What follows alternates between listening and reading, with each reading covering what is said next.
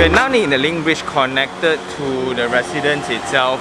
And when you come up here, you need to go through several main roads. You have the Besi Highway, you have the Max Highway, and this seems to be the intersection, the interchange of them. Therefore, it's really busy. On top of that, you all have a lot of new highways that are still under construction. Not only you are adjacent to the intersection, you are sandwiched between the highway as well as the MRT line. So today we will witness a property that's not really a TOD in my opinion. However, today is a collaboration with an audience.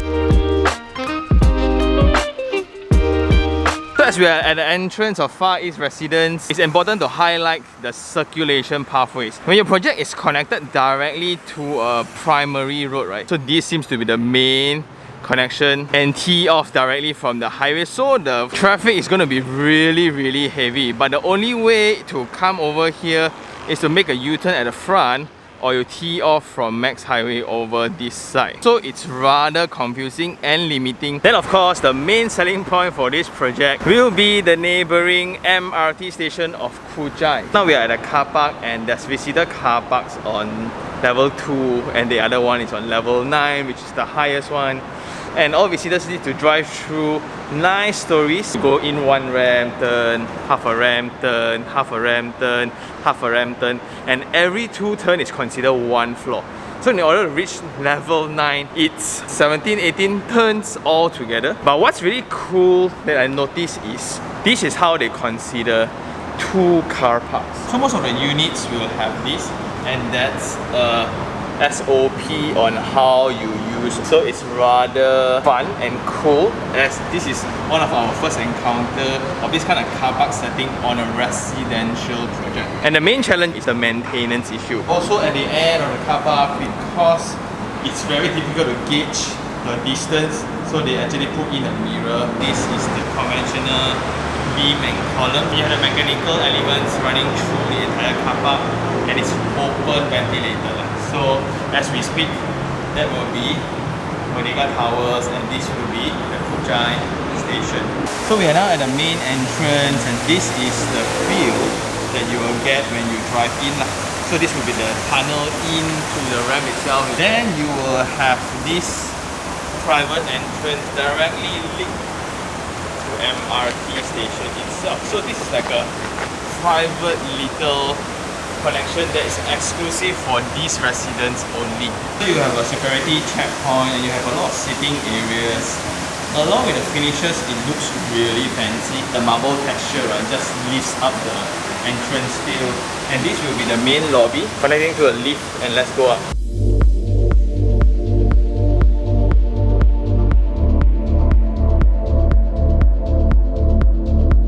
So coming up to the unit, there will be only 8 units per floor, and all of those is like semi-D setting, where it's only 2 units sticking to each other, and it's served by 4 lifts all together. And it's very cool where there's no fire door partition, the lift lobby to the main corridor, right? Therefore it feels really open here. So on one side it's open to the air well, very nice, where it's the source of ventilation at least. But I noticed all the windows that are facing the other side, which is connected to the MRT, is all closed up. So I think it's to somewhat manage the noise level. And from here you can see that highway that is full with cars heading over to KLCT already. Then at the far end, there's the refuse room, and it's overall very bright. And they're using a double wall system. Going in, it's huge. Wow, for only 8 residents. Honestly speaking, I'm very surprised. It's a common area. Because looking from outside, right, it feels very cramped, but it's really comfortable. Like the tightest spot for the corridor, it's 2 meters wide. The height is 2.5 meters. But you don't really feel narrow because of the amount of light. Plus, they also have a proper drainage system.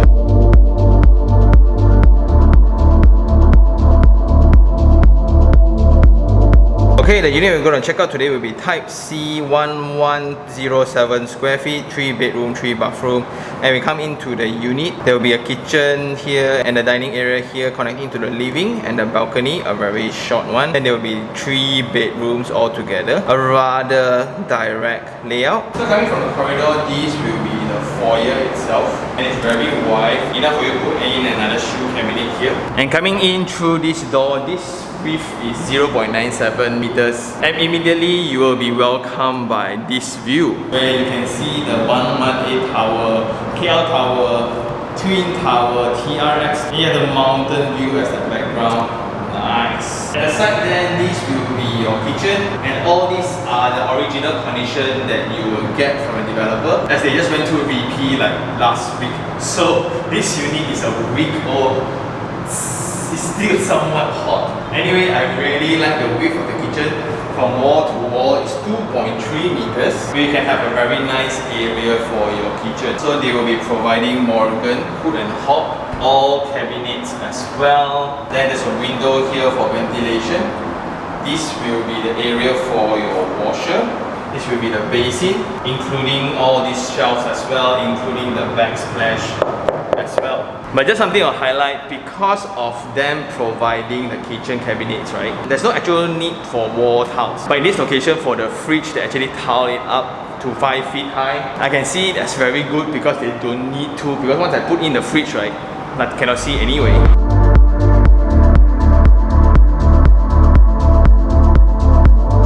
Also something to highlight, the position of the switches is excellent. This is just very friendly, even the disabled, elderlies and children all can reach them.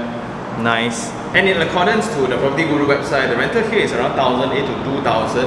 The owner bought this leasehold property for 600 plus thousand. Therefore the money installment, if it's 35 years, it's going to be around 1,900, 2,000, and if you rent out 2,000, it's going to break even immediately. And that's how we look for properties that make sense financially. And on top of that is the MRT station. It's not even up yet. You get to fetch this kind of rates already. That's super awesome, right? But the ceiling height is around 3 meters. The width from wall to wall is 3.15. And you have a nice flat ceiling, lighting and fan points all ready for you. Then you have porcelain tiles along with the skirtings, aircon provided as well. And next to the living room, this will be the view. So that's coming from OUG side, passing through the commercial area of Kuchai Lama. And that will be Taman Desa. This will be the old Ajinomoto factory. And this illustrates the original intention of this site itself. It was meant for industrial, but as time changed, land functions will change as well. And this has just recently been acquired by a developer. Sooner or later, it will be built up, and that will leverage on the 2 retention pond there as their selling point. Then of course you have the MRT station right in front of you. I don't think you can get any more closer than this, seriously. And this is what I meant by this location being sandwiched by main circulation pathways. On one side it's going to be very busy.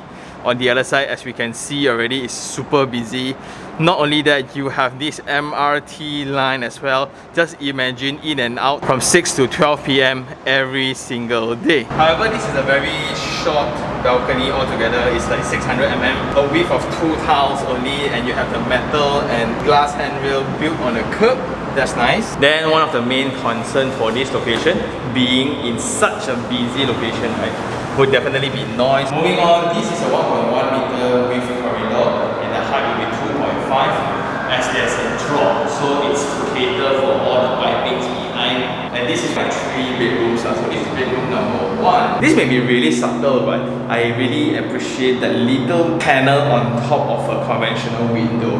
Due to the limitation of space, right, I really think that these little panels makes all the difference. With a width of 2.6 meters across 2.4. Then moving on to the next bedroom, this is the one facing outside. And the quality of space drastically changes when you have sufficient daylighting. This feels way better than the room before. That's why quantity of space matters, quality of space matters too, as it's nice to have a window panel of such size, almost extending from edge to edge. Just that this kind of construction method is just more effective. Of course, they have the similar view of KL City Centre. Moving on, this will be the common bathroom shared between the guests and the two bathrooms. So the basin is by Conic, WC is by Conic. Full height wall tiles, a window for ventilation, shower screen, rain shower, very complete. I like the color combination as well. I like this little gesture of the stopper, so you won't have your hinge keep smashing through the tiles, right? That's why he always crack.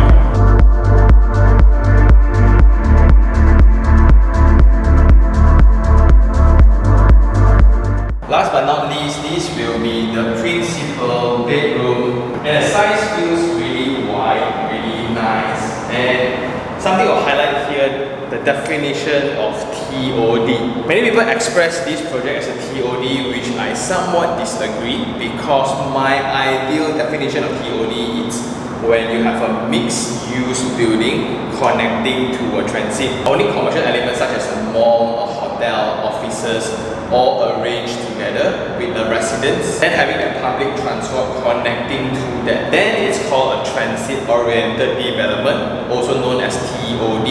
However, this is just a MRT link residence. Don't get me wrong, I love it. Just that the terminology of it or the definition of what's TOD or TAD is just not very clearly pronounced. What's also really exciting about this location is the maturity of it. We are a stone throw away from Taman Desa, Sri Petaling, Kuchai Lama Commercial Centre, Bukit Jalil, and of course KL City Centre. This will be the principal bathroom. You have that nice basin and WC by Conic on top of this counter. Shower screen, water heater, and a window, full height wall tiles. Nice. And the window will be frosted.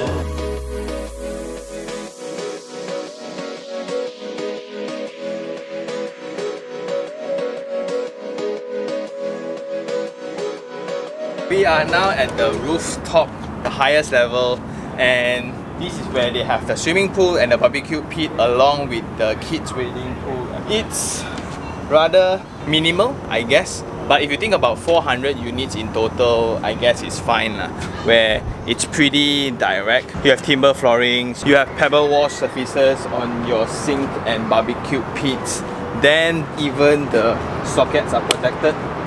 Very nice. And to preserve the view, they have this glass railing. Then in the swimming pool, you have furnitures like this for you to just soak under the sun. And you have the infinity edge of the swimming pool.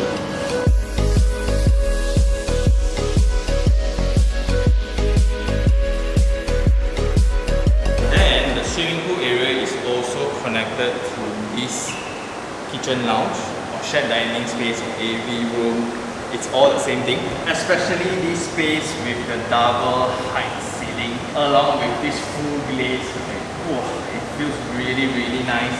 This is also somewhat like a common workspace where some people can watch TV. You will have desks like this for people to just check their emails. You also have outdoor seating areas if the person wants to.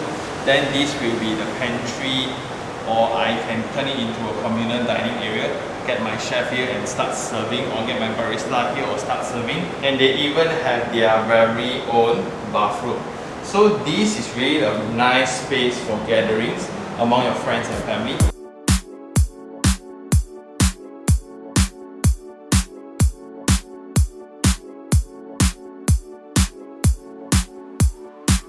And right next to the Sky Lounge, we have the library here, and it can also be that reading room lah. And this is where you can do homework, you can read, and can even have a discussion. All these are provided. So it's weird because the owner actually shared that this is his favorite view in a toilet.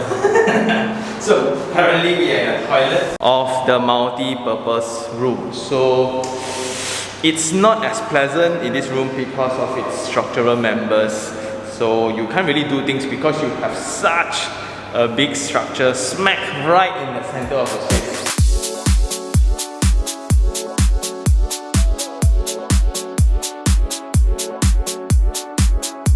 And we are now at level 10, the immediate floor above the car park level, right? And this is where they have the surrounds, the games room, the management office, and there's a multi-purpose hall as well, a better looking one. And inside they will be launching their phase 2 So that means this is somewhat that deal breaker for people who has intention to buy phase 2. And it's pretty remarkable, right? They have phase 1 and phase 2. Now they are sandwiching the MRT line and station. And this clearly shows how close we are exactly, right, to the MRT station. It's almost, right, to that distance where I can touch it. So this is without the cars, or I call it the train, right? Train cars. Never mind. So this is as if the train comes here and it's that close. So naturally it comes with its noise pollution and you will have that traffic congestion because these will definitely attract a lot of users. But just imagine, right, being like several stops away from TRX. That's amazing, right? And here we can already see the traffic congestion going into the commercial area of Kuchai Lama already. Because that has always been the center of attraction, the rendezvous of residents around this area. That's because inside there got a lot of choices of food.